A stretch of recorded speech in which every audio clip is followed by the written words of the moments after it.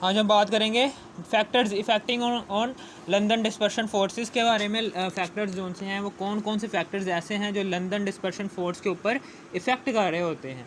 दो फैक्टर्स जो से होते हैं वो लंदन डिस्पर्शन फोर्सेस के ऊपर इफेक्ट कर रहे होते हैं। दो फैक्टर लंदन डिस्पर्शन फोर्स के ऊपर इफेक्ट कर रहे होते हैं। पहला फैक्टर है जी एटॉमिक साइज और दूसरा फैक्टर है number of atoms present in one molecule. ठीक है ना, पहला फैक्टर है एटॉमिक साइज और दूसरा फैक्टर है number of atoms present in one molecule. सबसे पहले तो लंदन डिस्पर्शन फोर्स होती क्या है, मैंने आपको बता दिया था क्या होती है। कि जब दो गैस के आपने एक गैस को कंटेनर के अंदर बंद किया हुआ, वो गैस के मॉलिक्यूल्स, दो गैस के मॉलिक्यूल्स उस कंटेनर के अंदर जब एक दूसरे के करीब आते हैं, ठीक है, ये दो गैस के मॉलिक्यूल हैं, ये एक दूसरे के करीब आए, जैसे एक दूसरे के करीब आए और टकराए कोलाइड किया, इन्होंने कोलाइड किया एक दूसरे से, कोलाइड, ठीक है ना, कोलाइड किया, ये इससे टकराया और ये इससे टकराया जाके, ठीक है ना, कोलाइड किया। तो फिर क्या होगा, ये जो उनसे मॉलिक्यूल्स हैं इनमें जो उनसे इलेक्ट्रॉन्स फिर रहे हैं, जो उनसे इलेक्ट्रॉन्स हैं इनमें, वो इलेक्ट्रॉन्स क्या करेंगे, इलेक्ट्रॉन्स, ये जो उनसे इलेक्ट्रॉनिक शेल्स हैं, दो इलेक्ट्रॉन्स होते हैं यहाँ पर, दो इलेक्ट्रॉन्स होते हैं, मैंने चार बना दिए, यहाँ पर दो इलेक्ट्रॉन्स होते हैं, ठीक है ना, और यहाँ पर होते हैं 8 इलेक्ट्रॉन, ठीक है ना। इन इलेक्ट्रॉनिक क्लाउड्स में जो उनसे इलेक्ट्रॉन्स होते हैं वो एक दूसरे से दूर दूर चले जाएंगे। ये न्यूक्लियस आ गया, ये इलेक्ट्रॉन्स जो उनसे हैं, ये इलेक्ट्रॉनिक शेल जो उनसे हैं, ये एक दूसरे से ऐसे हो जाएंगे, यानी कि इलेक्ट्रॉनिक शेल, चूँकि इलेक्ट्रॉन्स दोनों के दोनों एटम्स में जो उनसे ऑर्बिट हैं, उनमें जो उनसे इलेक्ट्रॉन्स हैं उन पर नेगेटिव चार्ज है। नेगेटिव चार्ज एक दूसरे से, नेगेटिव चार्ज क्या करेगा, वो एक दूसरे को परे धकेलेगा, यानी कि ये देखें, ये इलेक्ट्रॉन्स जो उनसे हैं वो एक दूसरे से दूर दूर चले जाएंगे इस तरीके से। इलेक्ट्रॉनिक शेल 1 2 3 4 5 6 इस तरीके से इलेक्ट्रॉन्स आ जाएंगे, 1 2 3 4 5 6 7 8, ठीक है ना, समझ आ गई। और यहाँ पर करके ये न्यूक्लियस है, ये न्यूक्लियस भी एक दूसरे से दूर दूर चले, ये न्यूक्लियस तो हैं ही दूर दूर, ठीक है ना। इलेक्ट्रॉनिक क्लाउड्स जो उनसे हैं, इलेक्ट्रॉनिक शेल्स जो उनसे हैं, वो दोनों के दोनों एटम्स में इलेक्ट्रॉनिक शेल, इलेक्ट्रॉन्स एटम के एक तरफ चले जाएंगे और न्यूक्लियस एटम के दूसरी तरफ चले जाएगा। इसी तरीके से इलेक्ट्रॉन जो हैं वो एटम के एक तरफ चले जाएंगे और न्यूक्लियस जो है एटम के दूसरी तरफ चले जाएगा। जिस तरफ इलेक्ट्रॉन्स की तादाद ज़्यादा होगी, एटम के जिस तरफ इलेक्ट्रॉन्स की तादाद ज़्यादा होगी वो उस साइड पर, एटम के उस साइड पर होगा पार्शियल नेगेटिव चार्ज, और जिस साइड पर न्यूक्लियस होगा उस साइड पर पॉजिटिव चार्ज होगा, पार्शियल पॉजिटिव। और एटम की जिस साइड पर पार्शियल पॉजिटिव चार्ज, जिस साइड पर न्यूक्लियस होगा वहाँ पर पार्शियल पॉजिटिव, और एटम की जिस साइड पर इस तरीके से होगा, ठीक है ना, समझ आ गई आपको। अब इन्हें हम कहेंगे इंस्टेंटेनियस डाइपोल, इन्हें हम कहेंगे इंस्टेंटेनियस डाइपोल, कि जब दो एटम्स आपस में टकराए तो उनके, जब दो एटम्स आपस में टकराए तो इलेक्ट्रॉनिक शेल्स जो उनसे हैं वो एक दूसरे से दूर दूर चले जाए। इलेक्ट्रॉन, इस एटम का इलेक्ट्रॉनिक शेल और इस एटम का इलेक्ट्रॉनिक शेल्स जो उनसे हैं वो एक दूसरे से दूर दूर चले गए, क्योंकि इलेक्ट्रॉन्स के ऊपर नेगेटिव चार्ज होता है, इसलिए इलेक्ट्रॉन्स जो उनसे हैं वो एटम के एक साइड चले जाएंगे और न्यूक्लियस जो उनसे है वो एटम के एक साइड आ जाएगा। इस तरीके से इंस्टेंटेनियस डाइपोल बन गए, ठीक है ना, इंस्टेंटेनियस डाइपोल बन गए। अब फिर उसके बाद क्या होता है, ये इंस्टेंटेनियस डाइपोल में से कोई एक डाइपोल जो उनसे है वो ले लेते हैं, इंस्टेंटेनियस डाइपोल बन गए। तो ये कोई एक डाइपोल ले लिया हमने, फॉर एग्जांपल हमने ये वाला डाइपोल ले लिया, ठीक है ना। हमने ये वाला डाइपोल ले लिया, ये वाला, ये न्यूक्लियस है,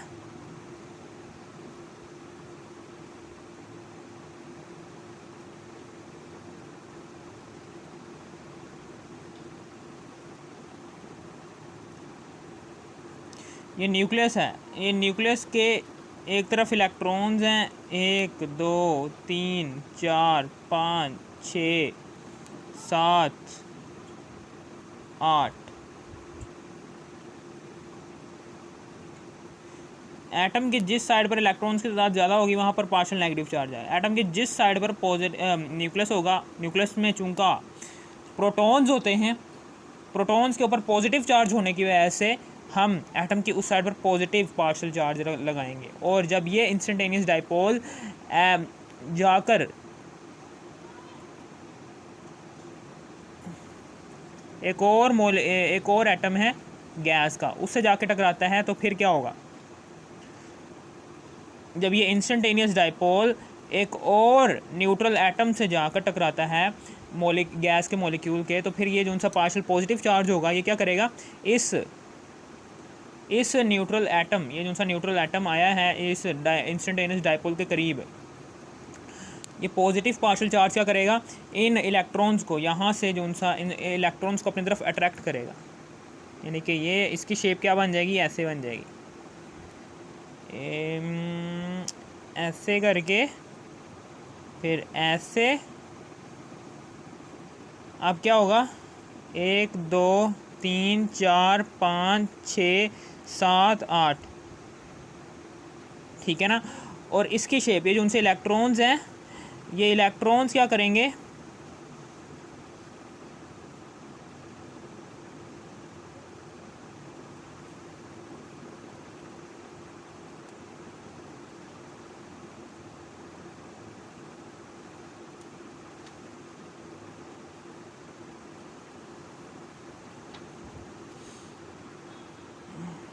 ठीक है, ये इलेक्ट्रॉन्स क्या करेंगे? ये न्यूक्लियस इन न्यूट्रल एटम में जो उनसे इलेक्ट्रॉन्स है उसको अपनी तरफ अट्रैक्ट करेगा। यानी कि ऐसे, ये न्यूक्लियस है, ये न्यूक्लियस में जो उनसे इलेक्ट्रॉन्स हैं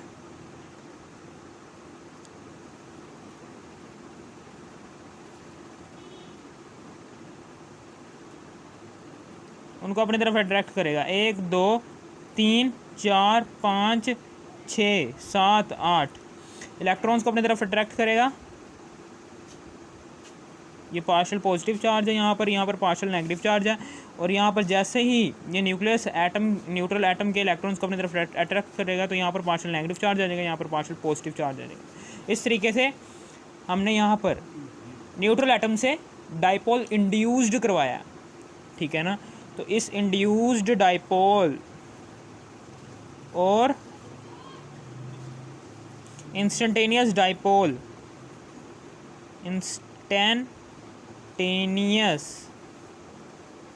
डाइपोल के दरमियान जो सी ये फोर्स ऑफ अट्रैक्शन है, इसको हम कहेंगे, ये कौन सी फोर्स है? लंदन डिस्पर्शन फोर्स, ठीक है ना। समझ आ गई?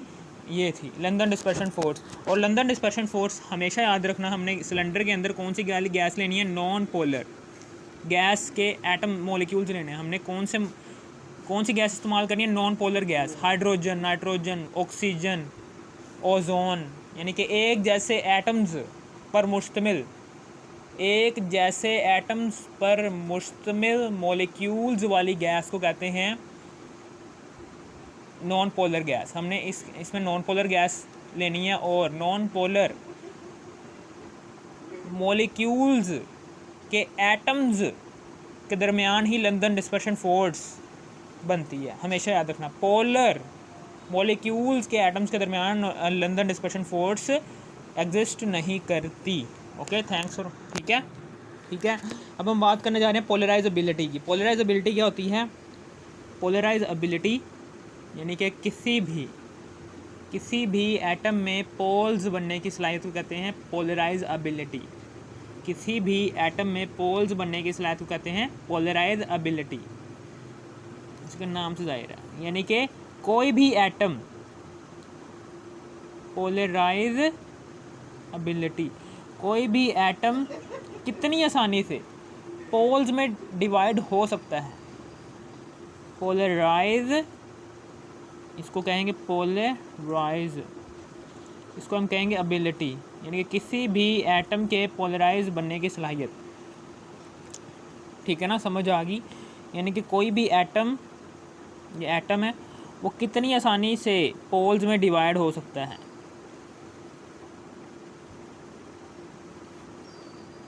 ये एटम है, ये कितनी आसानी से पोल्स में डिवाइड हो सकता है, यानी कि कितनी आसानी से इलेक्ट्रॉन्स को एटम के एक साइड पर जमा करवा सकता है और कितनी आसानी से जो सा न्यूक्लियस है वो एटम के दूसरे साइड पर ला सकता है। इसको कहते हैं पोलराइज एबिलिटी। ठीक है ना, और हमेशा याद रखना कि जितना बड़ा के एटॉमिक साइज़, अब हम पोलराइज एबिलिटी की बात हो गई, ये दो बातें, एक तो लंदन डिस्पर्शन फोर्स की भी मैंने आपको बात बता दी है, पोलराइज एबिलिटी होती है वो भी मैंने आपको बता दिया। अब आ जाओ हमारे इस टॉपिक की तरफ कि कौन से दो फैक्टर्स हैं कि जो लंदन डिस्पर्शन फोर्स के ऊपर इफ़ेक्ट कर रहे होते हैं, यानी कि जो मैंने लंदन डिस्पर्शन फोर्स समझाई थी उसके ऊपर कौन से दो फैक्टर्स इफ़ेक्ट कर रहे होते हैं। ठीक है ना, पहला है जी एटॉमिक साइज़, पहला फैक्टर है जी एटॉमिक साइज़, और दूसरा फैक्टर है जी number of atoms present in one molecule, यानी कि एक मॉलिक्यूल में एटम्स की तादाद। ठीक है ना, एटॉमिक साइज़ और number of atoms present in one molecule, एक मॉलिक्यूल में एटम्स की तादाद कितनी प्रेजेंट है, इन दो फैक्टर्स पर डिपेंड कर रही होती है लंदन डिस्पर्शन फोर्स में। सबसे पहला फैक्टर हम डिस्कस करते हैं एटॉमिक साइज़ का। ठीक है ना, जैसे जैसे एटॉमिक साइज़ बढ़ता है ना, एटॉमिक साइज़ जैसे जैसे एटम का साइज़ बढ़ता है वैसे वैसे पोलराइज एबिलिटी बढ़ जाती है। कि फॉर एग्जांपल हम हाइड्रोजन का एटम ले लेते हैं, यानी कि हाइड्रोजन है, यानी कि फॉर एग्जांपल ये छोटा सा एटम है यार, ये छोटा सा एटम है, इसमें 2 इलेक्ट्रॉन्स हैं फॉर एग्जांपल, और यहाँ पर देखो ये वाला एटम देखो कितना बड़ा है, इसमें 3 शेल हैं, एक ये शेल है, दूसरा ये शेल है, तीसरा ये शेल है। इस शेल में 2 इलेक्ट्रॉन है, इस शेल में है जी 1 2 3 4 5 6 7 8 है, और इसमें फॉर एग्जांपल 1 2 3 4 5 6 7 8 9 10 11 12, इसमें इतने सारे इलेक्ट्रॉन्स हैं कि किस एटम में पोल्स बनना आसान है। ठीक है ना, इस एटम में पोल्स बनाना मुश्किल है, क्योंकि यहाँ पर न्यूक्लियस में चूँकि प्रोटॉन्स होते हैं, प्रोटॉन्स क्या करते हैं, इन इलेक्ट्रॉन्स को अपनी तरफ अट्रैक्ट कर रहे होते हैं। चूँकि ये जो सा प्रोटॉन, ये न्यूक्लियस और वैलेंस शेल के दरमियान फासला कम है, फासला कम होने की वजह से इलेक्ट्रॉन्स की कशिश न्यूक्लियस के लिए बहुत ज़्यादा है, न्यूक्लियस इन इलेक्ट्रॉन्स को अपनी तरफ ज़्यादा कसकर अट्रैक्ट कर रहा है, जिसकी वजह से इसको पोल्स में डिवाइड करना मुश्किल है। यानी कि जैसे हम यहाँ पर कोई पॉजिटिव चार्ज लेकर आएंगे ना, तो पॉजिटिव चार्ज क्या करेगा, इन इलेक्ट्रॉन्स को अपनी तरफ अट्रैक्ट करेगा और पोल्स में डिवाइड करेगा, लेकिन बहुत ही मुश्किल से, क्योंकि ये जो उनसे न्यूक्लियस है इसने पहले से ही इन इलेक्ट्रॉन्स को अपनी तरफ अट्रैक्ट कर बहुत ही ज़्यादा जकड़ कर रखा हुआ, जिसकी वजह से ये जो उनसे इलेक्ट्रॉन्स हैं इनको आयन क्या करेगा, ये वाला आयन जो उनसे पॉजिटिव चार्ज रखने वाला आयन, इसको अपनी तरफ ज़्यादा देर तक अट्रैक्ट करता रहेगा, फिर जाके इस तरह की शेप बनेगी, फिर जाके पोल्स में डिवाइड होंगे, पार्शियल नेगेटिव और पार्शियल पॉजिटिव। लेकिन यहाँ पर ऐसा नहीं है, यहाँ पर जैसे हम पॉजिटिव चार्ज लेकर आएंगे तो इलेक्ट्रॉन्स की, वैलेंस इलेक्ट्रॉन्स की कशिश क्या है, ये न्यूक्लियस और वैलेंस शेल के दरमियान फासला ज़्यादा होने की वजह से न्यूक्लियस की वैलेंस इलेक्ट्रॉन के लिए जो उनकी कशिश है वो बहुत ही वीक हो जाएगी, जिसकी वजह से ये आसानी से पोल्स में डिवाइड हो जाएगा। इस तरीके से आसानी से पोल्स में डिवाइड हो जाएगा। ये देखें, हो गया ना पोल्स में डिवाइड, ये आसानी से पोल्स में डिवाइड हो जाएगा।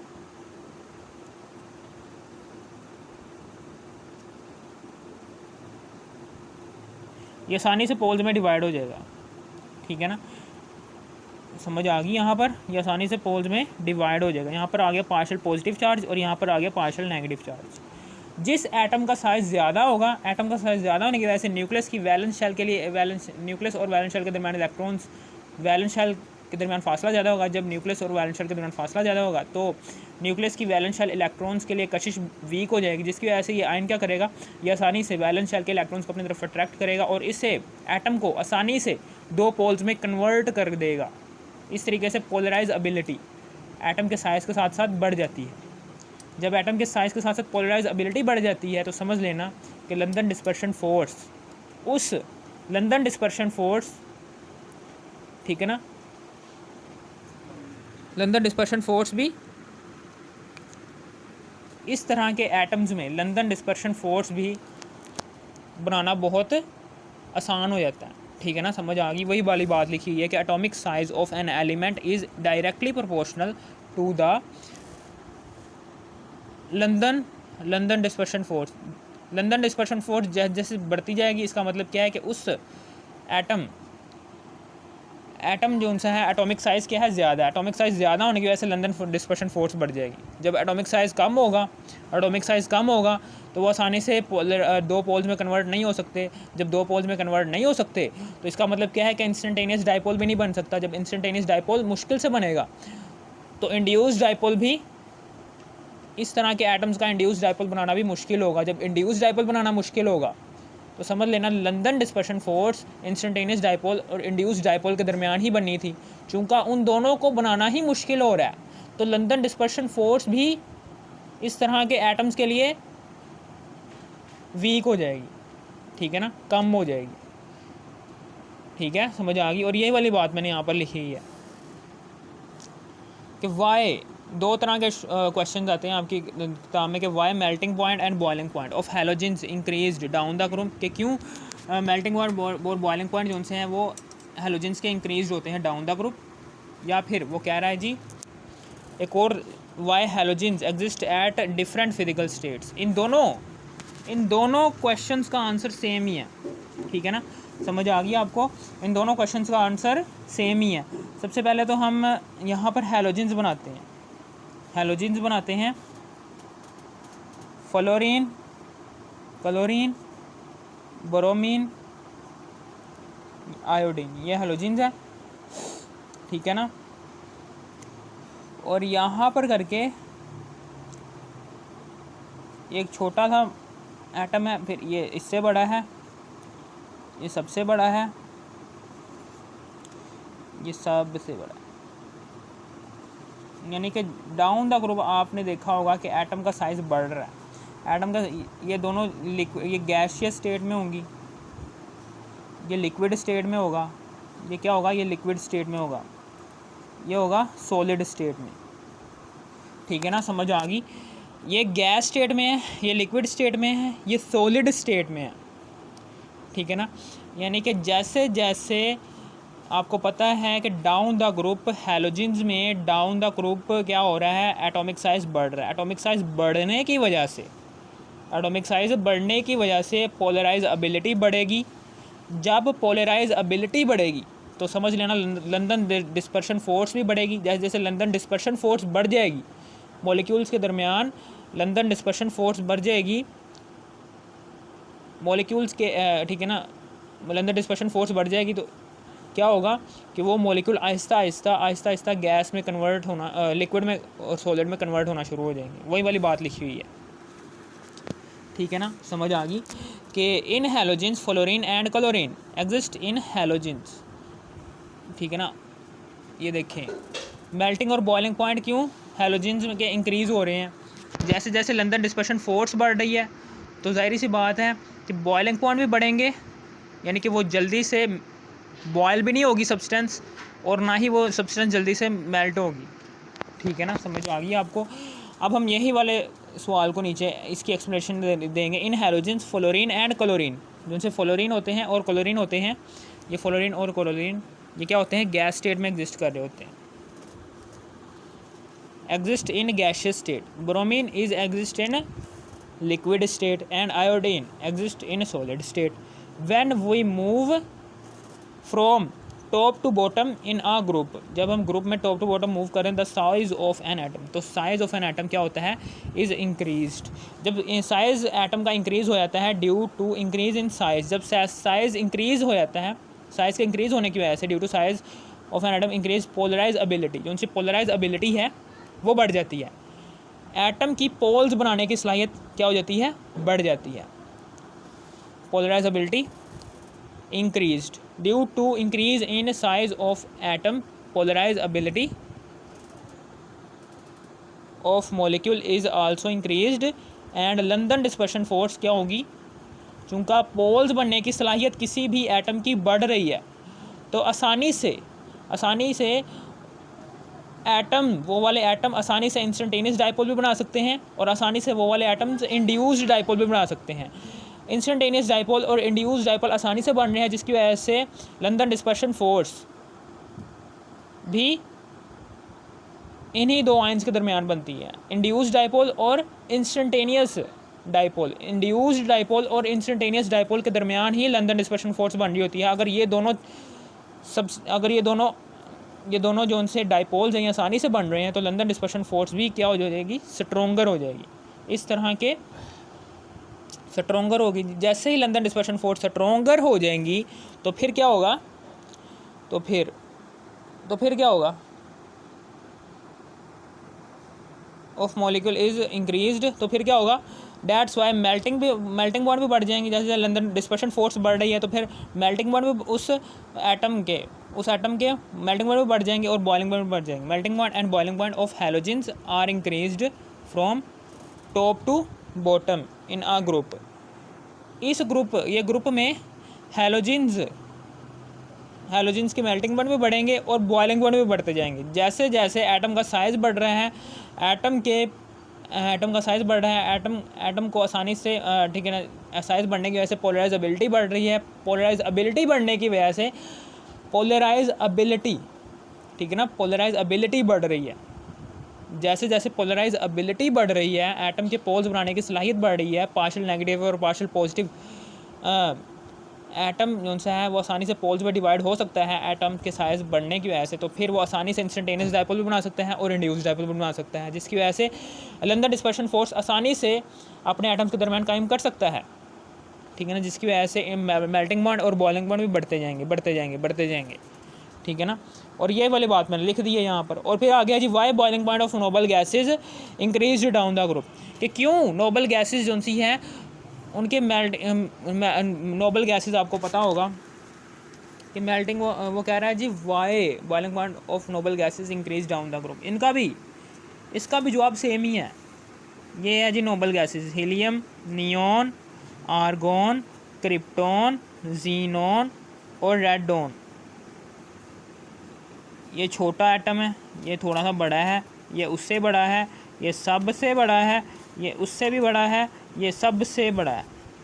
ठीक है ना, जैसे जैसे नोबल गैसेस का ग्रुप जो उनसे है उसमें भी एटम का साइज़ बढ़ रहा है। एटम का साइज़ बढ़ने की वजह से उसमें भी पोलराइज एबिलिटी बढ़ेगी। जैसे जैसे पोलराइज एबिलिटी बढ़ेगी तो लंदन डिस्पर्शन फोर्स भी बढ़ेंगी। जैसे जैसे लंदन डिस्पर्शन फोर्सेस बढ़ेंगी मॉलिक्यूल्स के एटम्स के दरमियान, तो वैसे वैसे ठीक है ना, वैसे वैसे उनके बॉइलिंग पॉइंट्स भी बढ़ते चले जाएंगे।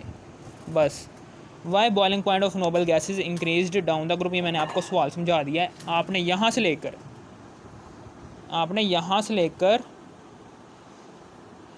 ठीक है ना, आपने यहाँ से लेकर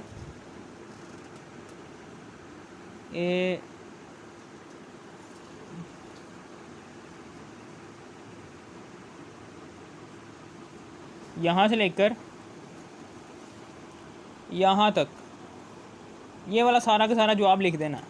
ठीक है ना, ये वाला सारा का सारा जवाब लिख देना। The size of an atom is increased due to increase in size of atom, polarizability increased. तो फिर इसी तरीके से यहाँ पर हैलोजेंस की जगह आ जाएगा नोबल गैसेस। बाकी सारा का सारा जवाब जो उनसे है छाप देना है। यहाँ से लेकर यहाँ तक आपने इसी सवाल का जवाब लिखना है और हैलोजेंस की जगह नोबल गैसेस लिख देना है और आपका ये वाला सवाल का जवाब भी आ गया। ये तीनों के तीनों सवाल जो उनसे हैं बहुत ही इम्पोर्टेंट है आपके एग्जामिनेशन पॉइंट के हिसाब से। Number of atoms in a molecule, number of atoms, दूसरा वाला फैक्टर हम डिस्कस करने जा रहे हैं। Number of atoms present in one molecule, number of atoms present in one molecule. C2H4 methane जो है, इथेन जो है इज गैस वाइल ये जो सा हेक्सेन है इज़ लिक्विड, वाई कि क्यों जो सा इथेन है वो गैस है और जो सा हेक्सेन है वो लिक्विड है, ठीक है ना। इसकी वजह क्या है? इसकी वजह यही है कि when number of atoms in a molecule, जैसे ही नंबर ऑफ़ एटम्स बढ़ेंगे इन अ मॉलिक्यूल तो फिर पोलराइजेबिलिटी बढ़ जाएगी, is increased, the polarizability is also increase, तो फिर पोलराइजेबिलिटी बढ़ जाएगी due to increase in polarizability. जैसे जैसे पोलराइजेबिलिटी बढ़ रही है तो फिर लंदन डिस्पर्शन फोर्स भी स्ट्रॉन्ग हो जाएगी, लंदन डिस्पर्शन फोर्स स्ट्रॉन्गर, जैसे जैसे लंदन डिस्पर्शन फोर्स स्ट्रॉन्ग हो रही है तो फिर क्या होगा, तो फिर वो जो सा ये जो सा है, ठीक है ना, तो फिर मेल्टिंग पॉइंट और बॉइलिंग पॉइंट ये भी बढ़ जाएंगे ऑफ अ सब्सटेंस, तो फिर उस सब्सटेंस के मेल्टिंग पॉइंट और बॉइलिंग पॉइंट भी बढ़ जाएंगे, melting point and boiling point of a substance is increased. Example है जी C2H4 C2H6 जो सा है ये इथेन जो सा is gas, while hexane is liquid. In hexane London dispersion force और स्ट्रोंगर, हेक्सेन में चूँकि एटम्स की तादाद ज़्यादा है, एटम्स की तादाद ज़्यादा होने की वजह से पोलराइजेबिलिटी स्ट्रोंगर है, पोलराइजेबिलिटी इंक्रीज हो गई है। पोलराइजेबिलिटी स्ट्रोंग होने की वजह से लंदन डिस्पर्शन फोर्स भी स्ट्रोंग बन जाएंगी C6H14 में, ठीक है ना, जिसकी वजह से हम कह सकते हैं कि London dispersion force are stronger because it has more number of atoms. यहाँ पर लंदन डिस्पर्शन फोर्स स्ट्रोंगर बन रही है जिसकी वजह से इसकी जो सी फिजिकल स्टेट है वो गैशियस नहीं रही, वो लिक्विड बन जाएगी, ठीक है ना, समझ आ गई। जैसे जैसे लंदन डिस्पर्शन फोर्स स्ट्रोंग होती चली जाएंगी वैसे वैसे एटम की फिजिकल स्टेट भी चेंज होती जाएगी। ये देखें यहाँ पर लंदन डिस्पर्शन फोर्स वीक बन रही थी तो ये वाला फ्लोरीन जो सा था ये गैशियस स्टेट में एग्जिस्ट कर रहा था। जैसे जैसे लंदन डिस्पर्शन फोर्स स्ट्रोंग बन रही, एटम का साइज़ बड़ा हुआ, एटम का साइज़ बड़ा होने की वजह से पोलराइजेबिलिटी इंक्रीज़ हुई, पोलराइजेबिलिटी इंक्रीज़ होने की वजह से लंदन डिस्पर्शन फोर्स भी स्ट्रॉन्ग बन गई। तो इसी तरीके से फिर वो जो सी मॉलिक्यूल है ब्रोमीन के मॉलिक्यूल की फ़िज़िकल स्टेट भी चेंज होकर लिक्विड में हो गई, ठीक है ना, समझ आ गई आपको। जैसे जैसे लंदन डिस्पर्शन फोर्स स्ट्रॉन्ग होती जाएंगी, ठीक है ना, एटम्स की फ़िज़िकल स्टेट भी चेंज होती जाएगी। पहले गैस थी और स्ट्रॉन्ग हुई लंदन डिस्पर्शन फोर्स, वो लिक्विड में चला गया, फिर और स्ट्रॉन्ग हुई लंदन डिस्पर्शन फोर्स तो वो सॉलिड में चला गया, ठीक है ना, समझ आ गई आपको। ये था, ठीक है ना, ये था इसका जवाब कि क्यों पोलराइजेबिलिटी बढ़ रही है इलेक्ट्रॉन्स एटम्स के ज़्यादा होने से, ठीक है। यहाँ पर क्या होगा, यहाँ पर क्या होगा 14 + 6 यहाँ पर 20 एटम्स हैं, 20 एटम्स हैं, यहाँ पर 6 7 8 एटम्स हैं, यानी कि ये देखिए हम मीथेन की बात कर लेते हैं। मीथेन का ये होता है, जबकि इथेन की बात करते हैं C2H6, इसका ये होता है 2 कार्बन के एटम्स दरमियान और इसके साइडों पर हाइड्रोजन के एटम्स लगे होते हैं। बताओ कहाँ पर लंदन डिस्पर्शन फोर्स स्ट्रॉन्ग बनेगी? यहाँ पर एटम की तादाद कम है, 1 2 3 4 5 है, जबकि यहाँ पर क्या है, यहाँ पर 8 एटम्स हैं। एटम्स की तादाद बढ़ रही है तो इलेक्ट्रॉन्स भी बढ़ेंगे, जैसे जैसे इलेक्ट्रॉन्स की तादाद बढ़ेगी तो वैसे वैसे ही, ठीक है ना, जो सा उसको पोलराइज यानी कि उसको पोल्स में डिवाइड करना भी आसान होता चला जाएगा। जैसे पोल्स में डिवाइड आसान होता चलेगा, लंदन डिस्पर्शन फोर्स भी बढ़ जाएगी, ठीक है ना, समझ आ गई आपको। अगर आपको इस वीडियो की ज़रा सी भी समझ आ गई यार, ये देखें एटम्स की तादाद यहाँ पर कितनी है, 1 2 3 4 5 एटम्स हैं, तो यहाँ पर इलेक्ट्रॉन्स की तादाद क्या होगी, कम होगी। यहाँ पर ज़्यादा एटम्स हैं तो यहाँ पर इलेक्ट्रॉन्स की तादाद ज़्यादा होगी। जैसे ही इलेक्ट्रॉन्स की तादाद बढ़ जाएगी तो हम यहाँ पर जैसे ही आयन लेकर आएंगे, कोई पॉजिटिव आयन, तो वो क्या करेगा, ये बहुत ज़्यादा इलेक्ट्रॉन्स होंगे चूँकि यहाँ पर, तो बहुत ज़्यादा इलेक्ट्रॉन्स होने की वजह से ये इलेक्ट्रॉन्स आसानी से अट्रैक्ट होंगे इस पॉजिटिव आयन की तरफ, जिसकी वजह से इस मॉलिक्यूल में इलेक्ट्रॉन्स आसानी से एक तरफ चले जाएंगे। इस मॉलिक्यूल के एटम्स में इलेक्ट्रॉन्स जो हैं वो आसानी से एक तरफ चले जाएंगे और पॉजिटिव चार्ज यानी कि न्यूक्लियस एक तरफ चला जाएगा, जिसकी वजह से आसानी से पोलराइजेबिलिटी इस मॉलिक्यूल के एटम्स की बढ़ जाएगी, जैसे ही पोलराइजेबिलिटी बढ़ जाएगी इस मॉलिक्यूल के एटम्स की, तो समझ लेना ये जो सा मॉलिक्यूल है ये आसानी से लंदन डिस्पर्शन फोर्स स्ट्रॉन्ग करवा सकता है अपने मॉलिक्यूल्स के दरमियान। जैसे ही लंदन डिस्पर्शन फोर्स स्ट्रॉन्ग बनेगी, आपको पता है कि इसके मेल्टिंग पॉइंट भी ज़्यादा हो जाएंगे इसके मुकाबले में, बॉइलिंग पॉइंट भी ज़्यादा हो जाएंगे इसके मुकाबले में। ठीक है ना, समझ आ गई? ये था कुछ। और इसकी जो सी फिज़िकल स्टेट है वो भी इससे मुख्तलिफ होगी। फिज़िकल स्टेट होती क्या है कि वो एटम की शक्ल क्या है, क्या वो गैस स्टेट में एग्जिस्ट कर रहा है, क्या वो लिक्विड स्टेट में एग्जिस्ट कर रहा है, क्या वो सॉलिड स्टेट में एग्जिस्ट कर रहा है। अगर आपको इस वीडियो की ज़रा सी भी समझ आ गई, इस वीडियो को तो लाइक और सब्सक्राइब और शेयर भी कर देना। Thanks for watching me.